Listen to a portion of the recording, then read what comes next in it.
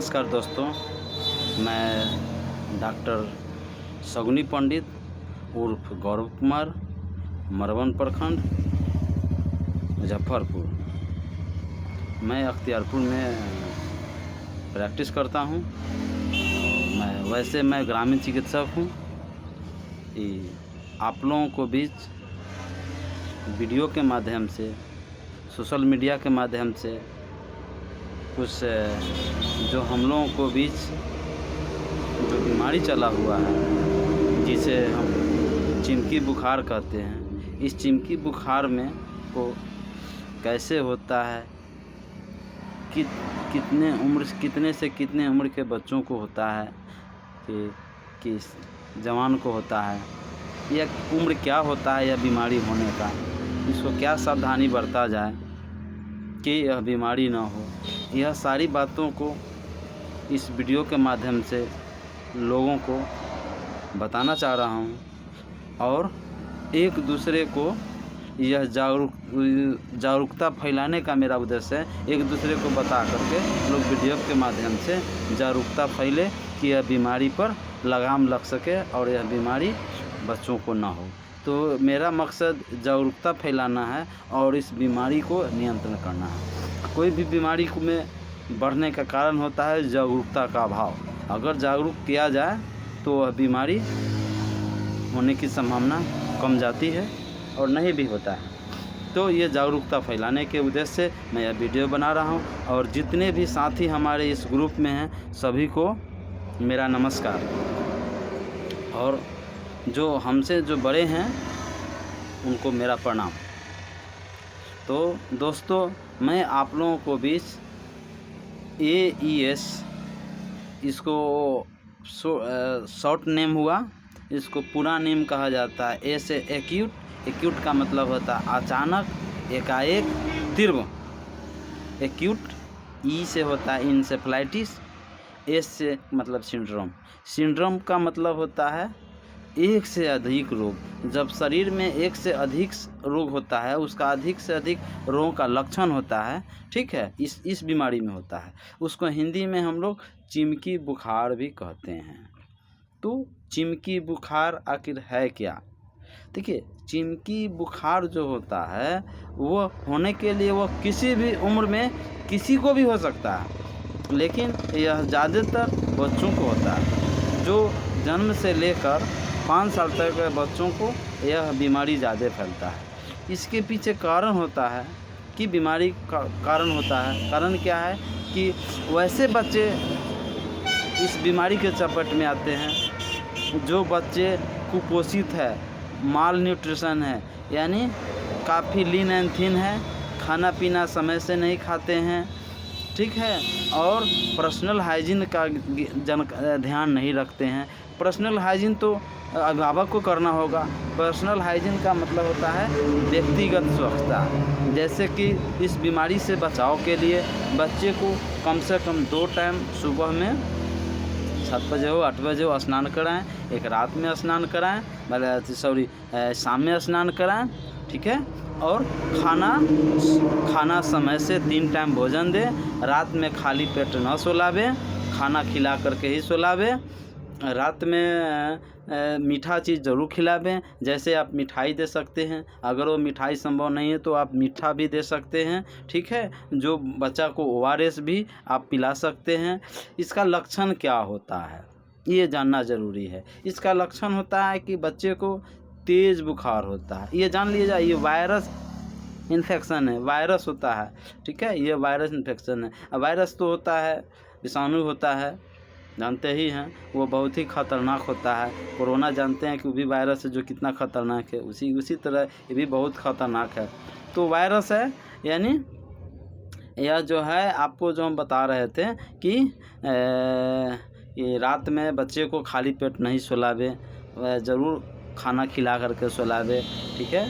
Personal hygiene maintain करने के लिए गार्जियन को बच्चे पर ध्यान देना है। पर्सनल हाइजीन का मतलब होता है व्यक्तिगत स्वच्छता। मतलब जो बच्चे 3 साल के हो, 4 साल के हो, वो अपने से खाना खाते हैं तो उनको खाना खाने से पहले साबुन से अच्छी तरह से हाथ धुलावे। शौचालय से आने से शौचालय में अगर गए वहाँ से आते हैं तो उसे साबुन से हाथ धुलावे, ठीक है। उसके बाद उसको मुँहों स्वच्छता में आता है दांतों का सफाई, है ना, मुंह की सफाई, आँखों की सफाई, बालों की सफाई, कपड़ों की सफाई, नाखूनों की सफाई, यानी शरीर के समस्त अंग सभी का सफाई, साफ सुथरा रखना, ठीक है, इसका व्यक्तिगत स्वच्छता में आता है, उस पर ध्यान दें। कभी कभी ग्रामीण इलाकों में हम सब को देखने को मिलता है कि बच्चे खाली पेट चल जाते हैं, घूमने चले गए, 8 बजे 9 बजे 10 बजे दिन में आए, सारा गाला लीची है उसको खा लिए, तेज़ धूप है उसमें चले गए, है ना, उसमें अभिभावक लापरवाह हो जाते हैं, बच्चे पर ध्यान नहीं देते हैं। यह सब बहुत सारा कारण है। ऐसे एक चीज़ और होता है, इसमें क्या होता है कि इसमें होता है कि हाँ, इसका लक्षण बता रहे थे। तो इसमें लक्षण क्या है कि लक्षण में क्या होता है कि बच्चे को तेज़ बुखार होता है, बच्चे को तेज़ बुखार होता है, बच्चे को अर्ध बेहोशी हो जाता है, पूर्ण बेहोशी हो जाता है, बच्चा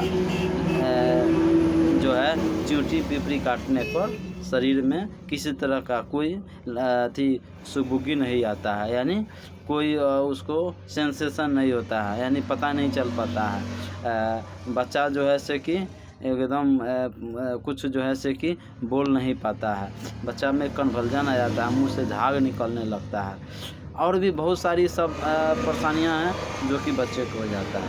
तो वैसे हो जाता है, उस हालत में बच्चे को क्या करना है कि या बच्चे को जैसे बच्चा मोटा कपड़ा पहने हुए है या जो है या चादर ओढ़ाए हुए हैं, ज़्यादा गांव देहात में देखिए कि कभी कभी लोग कंबल भी ओढ़ा देते हैं, चादर ओढ़ा देते हैं, तो उसे चादर नहीं ओढ़ावे, उसे बाहर निकाले, है ना, हवादार जगह पर रखें, हवादार जगह पर रखें, और उस पानी से अच्छी तरह से, जो पानी पीने लायक हो, स्वच्छ पानी हो, उस पानी से अच्छी तरह उसको धोना है, पूरे शरीर को धोनिए, पूरे शरीर को जब तक धोना है तब जब तक कि उसमें बुखार उसका नॉर्मल नहीं आ जाए। अगर वो हो जाता है, नहीं आता है, उसको पैरासीटामोल दें और उसको एम्बुलेंस पर फ़ोन करें, हॉस्पिटल आपके नज़दीकी पीएचसी है वहाँ फ़ोन करें, आपको हॉस्पिटल आ जाएगा, एम्बुलेंस आ जाएगा, एम्बुलेंस पर उस बच्चे को बैठ करके आराम से उसको आराम लेटा करके उसको आराम से हॉस्पिटल ले आइए। हॉस्पिटल अगर 1-2 घंटा के अंदर समय रहते अगर बच्चा हॉस्पिटल समय पर पहुंच जाता है तो डॉक्टर साहब इलाज करेंगे और वह बिल्कुल ठीक हो जाएगा। लापरवाही के कारण ऐसा होता है। ये इसमें क्या होता है, उसमें हाइपोग्लाइसेमिया हो जाता है, मतलब उसमें ग्लूकोज की कमी हो जाता है ना, यानी चीनी की कमी हो जाता है, ग्लूकोज की कमी होता है, जिससे कारण बच्चा बेहोश हो जाता है। तो ग्लूकोज की कमी इसमें मेन इसका ये है कि मतलब कि ग्लूकोज से कमी है। चीज़ और बच्चा है कि रात में बच्चे को जब भी आप सोते हैं, बच्चे सोते हैं, मच्छरदानी में सुलावे, ठीक है। और उसके बाद जो है हमेशा जो है आपको मच्छर जानते हैं कि ज़्यादातर मच्छर पाया जाता है अंडर द फर्नीचर, आपको फर्नीचर के नीचे रहेगा, है ना, हैंगिंग द क्लॉथ, जहाँ आप कपड़ा टांगते हैं वहाँ मच्छर आपको ज़्यादा मिलेगा, ठीक है। मॉइस्चराइज जगह होगा, नमी वाला जगह होगा, वहाँ आपको मच्छर ज़्यादा मिलेगा। तो मच्छर भी इसमें वेक्टर होता है, वाहक होता है, जो कि यह बीमारी फैलाने का कारण होता है। तो इस सब पर ध्यान रखें और पौष्टिक आहार दें, है ना। पौष्टिक आहार का मतलब होता है संतुलित भोजन दीजिए, जैसे फ्रूट्स वगैरह दीजिए, फल, ताज़ा फल दीजिए, सीजन में जो फल आता है वो दीजिए, जैसे तरबूज का सीजन है तरबूज का फल खिलाइए, है ना। उसके बाद अंगूर का समय आता है, सीजन आता है अंगूर, यानी सीजन के अनुसार फल देना भी और खाना भी अपने खाइए, बच्चों को भी खिलाइए, उसमें बहुत लाभकारी होता है।